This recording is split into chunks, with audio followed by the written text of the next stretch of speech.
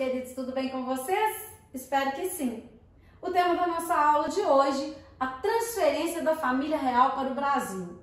Na verdade, damos continuidade aí ao período colonial brasileiro, iniciado com a pré-colônia, estudamos depois as capitanias hereditárias, o governo geral, a evolução do governo geral com a União Ibérica e as invasões holandesas, a economia colonial, primeiramente com a cana-de-açúcar, depois vimos a pecuária dentro da expansão territorial brasileira, a mineração, que dá origem à crise do sistema colonial, com os movimentos nativistas e as conjurações, e por fim, a transferência da família real para o Brasil. Para iniciar os nossos estudos sobre esse fato, colocamos aí uma imagem emblemática desse período. É a imagem da Quinta da Boa Vista, a residência que foi ocupada por Dom João quando ele chega ao Brasil. Essa residência pertencia a um rico comerciante que cedeu para o Dom João em troca de outros benefícios. Seria também a residência posterior de Dom Pedro I e de Dom Pedro II. Durante o período republicano, esse complexo arquitetônico seria transformado num Museu Nacional. Um Museu Nacional que, infelizmente e tragicamente, vai ser incendiado em 2018. Para entender e ressaltar a importância desse conjunto arquitetônico, vemos na próxima imagem uma litografia sobre essa construção e na imagem posterior uma fotografia que pertence ao Segundo Reinado. Essa fotografia foi retirada durante o Segundo Reinado a mando de Dom Pedro II, um amante das artes, como era também a sua filha Isabel, e deixa aí para nós esse importante legado representativo da importância dessa construção. Vamos ver um vídeo para entender essa evolução que eu acabei de fazer a exposição agora, a evolução da a chamada Quinta da Boa Vista ou Quinta Imperial.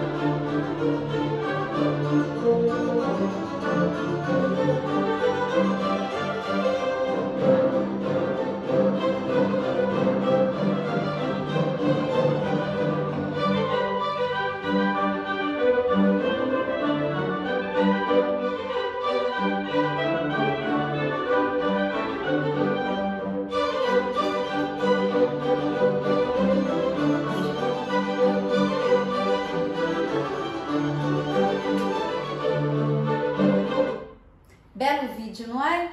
Me emociona. Bem, isso só explicita como precisamos preservar o nosso patrimônio histórico, a importância dele. Por isso é tão importante aprender história, não é mesmo? Bem, aqui eu trago a imagem de um livro, talvez o livro mais famoso sobre esse período, que é o livro 1808, de Laurentino Gomes. Fica aí como referência para uma leitura. Eu tenho certeza que quem se arriscar nessa leitura vai gostar muito. Bem, do outro lado temos uma frase que é bem emblemática do período que vamos estudar, como uma rainha louca, um príncipe medroso e uma corte corrupta enganaram Napoleão e mudaram a história de Portugal e do Brasil. É nessa aventura que a gente vai embarcar agora para conhecer detalhes de como ocorreu essa transferência da família real e a permanência da corte no Brasil. A gente não poderia deixar de falar de um personagem fundamental nessa história, Napoleão Bonaparte. Na verdade, Napoleão teria sido o motivador da transferência da família real para o Brasil. Para isso, vamos entender que contexto Napoleão se insere e por que a família real teria vindo para o Brasil. Muito bem, que contexto internacional é esse? Em 1806, Napoleão decreta o chamado bloqueio continental, impedindo que todos os países europeus comercializassem com a Inglaterra. Dom João, em virtude das relações que estabeleceu com a Inglaterra e da dependência econômica em relação a esse país, não adere ao bloqueio. E a Inglaterra ajuda a família real a se transferir para o Brasil. Outro país também contribuiria com Napoleão, dessa vez, que foi a Espanha. A Espanha assina, então, com Napoleão, um tratado, o Tratado de Fontainebleau, para que juntos invadissem Portugal, em virtude de Portugal ter furado o bloqueio continental. Só que Napoleão, contrariando esse acordo com os espanhóis, acabaria invadindo a Espanha também, depondo seu rei, Fernando VII, e colocando no trono da Espanha José, o seu irmão. Esse fato acaba levando a um importante episódio em uma obra famosa, uma obra artística famosa, que é o quadro de Goya, Francisco Goya, que retrata a invasão espanhola, a invasão francesa, desculpa, à Espanha. Esse quadro é um quadro que aparece diversas vezes em várias provas de vestibular. Então, o quadro da resistência espanhola à invasão napoleônica à Espanha. A saída da família real de Portugal. Como que ocorre essa saída? Ao passo que Portugal era parceiro econômico da Inglaterra, o país não aderiu ao bloqueio, como já falamos. Como resultado, Napoleão então envia tropas para invadir a região. A saída encontrada por Dom João foi o príncipe regente fugir para o Brasil. É a recapitulação do que já tínhamos dito. Essa é a imagem de Dom João. Vai continuar nessa trajetória. Com o apoio inglês, a corte portuguesa foge para o Brasil. Pela primeira vez, uma corte europeia viria para as colônias na América. Não existe outro precedente desse fato em toda a história da América. Essa saída ela é considerada como uma verdadeira epopeia lusitana. Lembram da palavra lusitano? Lusitano faz referência a português. Depois de 54 dias de viagem, a família real e a corte portuguesa chegam em Salvador em janeiro de 1808. Somente em março chegam ao Rio de Janeiro. Na próxima imagem, nós veremos justamente uma retratação de como foi essa chamada epopeia lusitana, a trajetória dos portugueses até chegar ao Brasil. Quero que vocês leiam aí essa trajetória para se inteirar dos percalços dessa viagem, que acabou sendo, na verdade, uma epopeia que durou muito mais do que aquilo que tinha sido planejado. Bom, temos aí duas imagens importantes, a imagem de Dom João e sua esposa, Carlota Joaquina.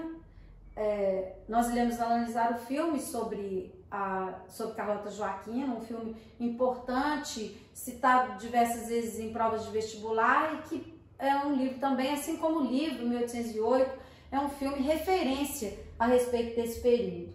Na segunda imagem, temos aí a chamada cerimônia do beijamão. O que era essa cerimônia do beijamão? Dom João ficava no seu trono, esperando que as pessoas fossem beijar sua mão como sinal de reverência ao rei de Portugal. Muito bem. But it's about a princess. But there are no princesses in Brazil. Yes, Yolanda, but Brazil had princesses some time ago. And her name was Carlota Joaquina. And she danced really well, Yolanda, and she had this impossible temper, just like you. And that night was really important for Carlota. Why? Well, because it was her last party in Spain. Her marriage had been arranged. She was leaving to be wed to a Portuguese prince. Bem-vinda ao reino de Portugal, infanta. Francisca! El infante es completamente diferente. ¡Qué naricón! Pero qué hermosos tus regalos, infanta. Mira esto. Vamos. Presents. Lots of presents. Every noble family in the land sent jewels, gold and silk to welcome the new infanta. Me cago en la hostia, Francisca. Pero nosotras vamos a terminar la canción porque buena música no se interrumpe. And the years went by just like that. Carlota turned into a woman. She was happy. She was a woman then with big breasts and a body on fire.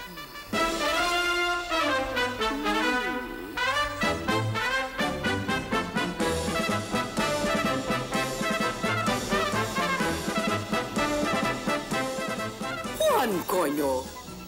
Até vas a dormir em lugar de besar-me. Tens certeza que é isto mesmo que tu queres, Carlota? Can you believe, Yolanda, that it took Don João 20 days to write a letter to Napoleon? But Portugal was already dominated by the English, and Don João ended up with another big problem in his little fat hands. ¿A quién vas a respetar? ¿Quieres que te recuerden como Juan, el rey desertor? ¿Es eso? Prefiro ser conhecido como rei fujão do que como rei morto. The order is, either we take the royal family to Brazil immediately, or we destroy the Portuguese fleet lest the French make use of it. Juan, si estuvieras considerando o te impusieran nuestro traslado a Brasil, ¿qué aviso? Partirás sin mí. Yo no seré jamás la princesa de Brasil. To be heard in Lisbon, the royal family was on its way to the richest colony of all, the land of precious woods and gold and diamonds, Brazil.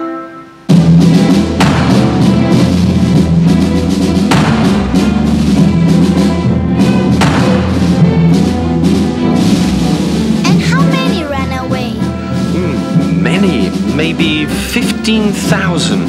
There were 36 ships in all, ranging from warships to merchant ships and brigantines and the British fleet, captained by Admiral Sir Sidney Smith. But because of the tempests and the wind, the lack of wind, the ships got lost from each other and arrived in Brazil at different times. ¡Hijo de puta!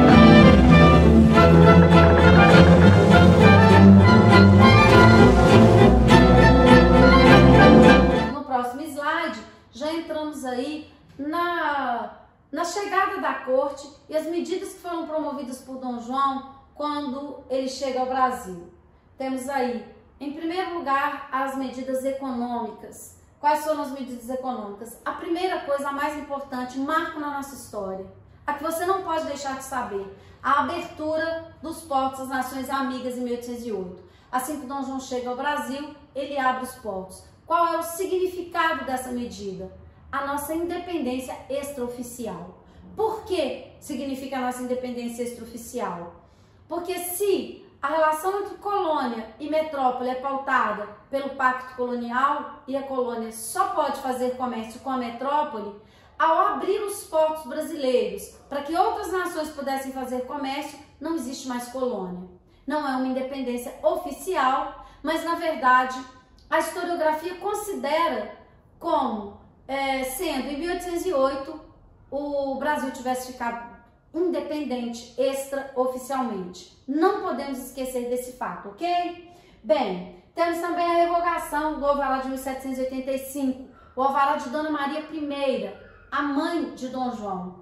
Dona Maria, havia estabelecido um alvará que proibia as manufaturas no Brasil. Se o alvará foi revogado, passa a ser permitido a produção manufatureira no Brasil. Ok, essa é uma medida então positiva.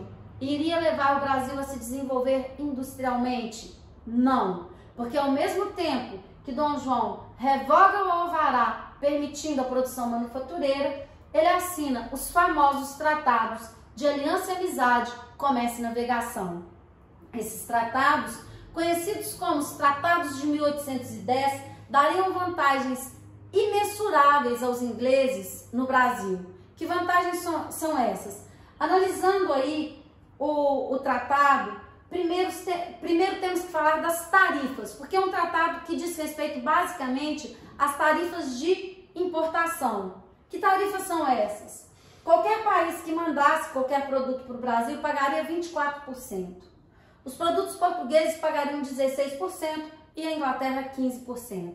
Fica claro o benefício dos portugueses em relação às tarifas alfandegárias para trazer produtos para o Brasil.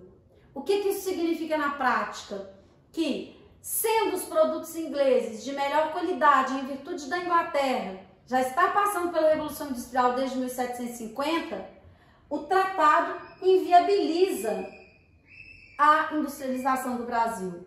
Ou seja, não adianta ter revogado o alvará que proibia a produção manufatureira e assinar um tratado que dava vantagens explícitas à Inglaterra e, portanto, um maior interesse das pessoas em adquirir produtos de melhor qualidade e, obviamente, mais baratos. O mercado brasileiro ficaria inundado de produtos ingleses. Produtos da maior necessidade, como esqui para neve, casaco de pele, demonstrando o total desconhecimento dos ingleses a respeito do mercado brasileiro e o óbvio interesse de vender qualquer coisa que aqui chegasse.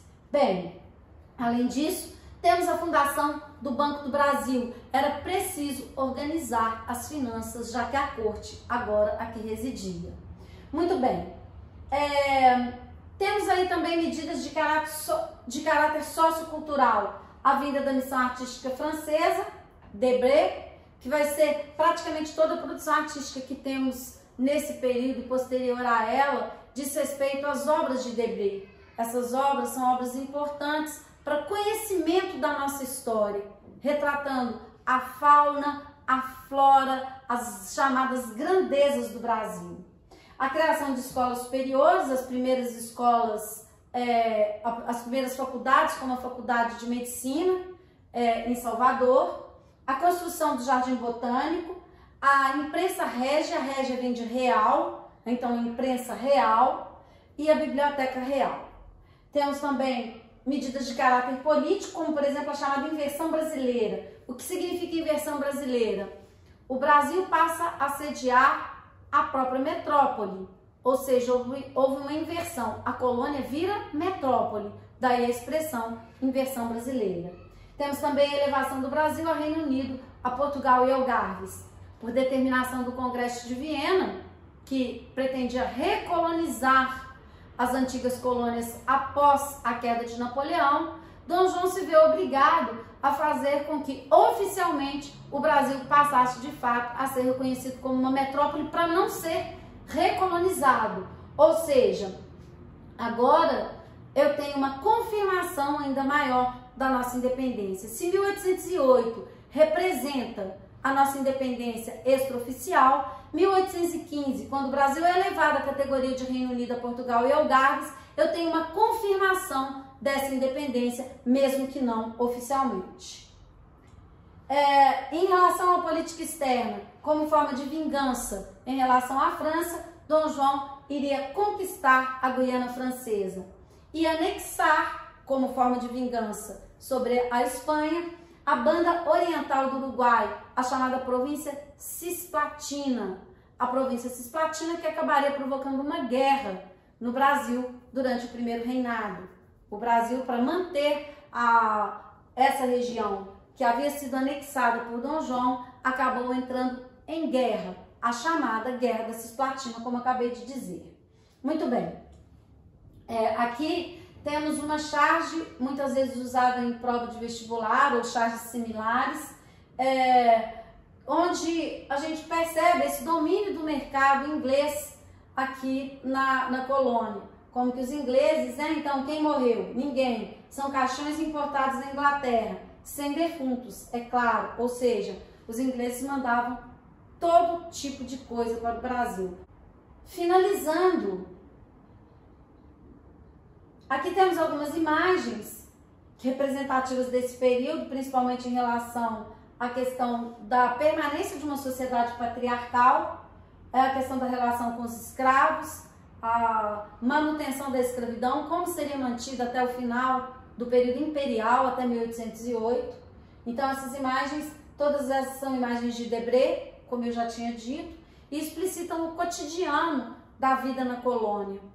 E são um importante material para que a gente tenha justamente fontes para estudo desse período tão importante em nossa história. Vamos ver agora o movimento de rebelião ocorrido durante a chamada Era Joanina, a Revolução Pernambucana. Lembrando aí que Pernambuco é considerada a província revolucionária. Por quê? Temos primeiro a insurreição pernambucana, iniciada em 1637 e vai até 1645, que expulsou os holandeses do Brasil. Temos agora a Revolução Pernambucana, depois a Confederação do Equador em 1824, ou seja, vários movimentos na província de Pernambuco atestam e confirmam essa alcunha de província revolucionária. O que foi a Revolução Pernambucana? Foi o último movimento de contestação ocorrido durante o período colonial. O único movimento que ultrapassou a fase conspiratória. O que isso significa? O único em que os revoltosos conseguiram de fato tomar o poder, embora tenham ficado pouco tempo no poder, somente alguns meses. O que teria levado à Revolução Pernambucana? Os pesados impostos que recaíam sobre toda a população, a opressão militar imposta por Dom João, principalmente quando exigia a desocupação das casas para abrigar a corte portuguesa, a violência nessa ação militar, a má administração de Dom João, que na verdade não se importou nem um pouco com o povo, a crise econômica, a crise de produtos, os nossos principais produtos como açúcar e o algodão, sendo que o ouro já em decadência há muito tempo, a influência externa do iluminismo e das revoluções burguesas, que é o contexto europeu. Quem participou desse movimento? Lutaram senhores de terra e o povo. Temos alguns líderes importantes aí: Domingos Martins, José Barros Lemos, Padre Roma e Miguelinho, Antônio Carlos Ribeiro de Andrade. Os revoltosos, então, como eu disse, conseguem estabelecer um governo provisório, mas a repressão leva ao fracasso do movimento e à condenação dos principais líderes à morte. Bem, aí temos a bandeira de Pernambuco, que foi a bandeira do movimento e que é a bandeira até hoje. Essa bandeira é a bandeira do estado de Pernambuco até hoje. Bandeira da Revolução Pernambucana de 1817, atual bandeira de Pernambuco. No desenho original constavam mais 2 estrelas além da única atual, que representava os estados da Paraíba e do Rio Grande do Norte que aderiram à Revolução. Então essa bandeira a gente vê que ela é basicamente a bandeira que ainda representa o estado de Pernambuco. Um fato iria modificar a presença da corte no Brasil. Que fato foi esse? A Revolução Pernambucana de 1820. Que foi essa Revolução Pernambucana? Não. Falei tudo errado. Bem, temos agora, finalizando a nossa aula, um importante fato externo que iria influenciar profundamente sobre a permanência da corte no Brasil. A Revolução do Porto de 1820. O que foi a Revolução do Porto? Foi um movimento revolucionário ocorrido em Portugal e liderado pela burguesia mercantil. O que teria motivado a burguesia de Portugal a promover a chamada Revolução do Porto? Primeiro, a intransigência de Dom João quanto à volta para Portugal. Dom João I fica indeciso em vir para o Brasil e depois não quer voltar para Portugal. E a burguesia, agora livre do domínio francês, quando Napoleão cai em 1815, e os ingleses passam a tomar conta de Portugal, prejudicando os negócios da burguesia. Então havia interesse da burguesia em que Dom João reassumisse o trono para acabar ficando livre dessa tutela inglesa, que é o que a gente cita aqui. Os tratados de 1810, eles prejudicavam essa burguesia, principalmente por favorecer, como dissemos, a Inglaterra, o que motivava uma crise profunda em Portugal. Objetivava, então, pressionar o príncipe regente, Dom João, a voltar para Portugal, sob pena de perder a coroa, ou ele voltava ou ele perdia a coroa, elaborar uma nova Constituição para Portugal e recolonizar o Brasil. Então eles eram liberais para Portugal, mas conservadores em relação ao Brasil, já que queriam recolonizar o Brasil. Temos aí uma imagem das cortes portuguesas que vão elaborar essa Constituição.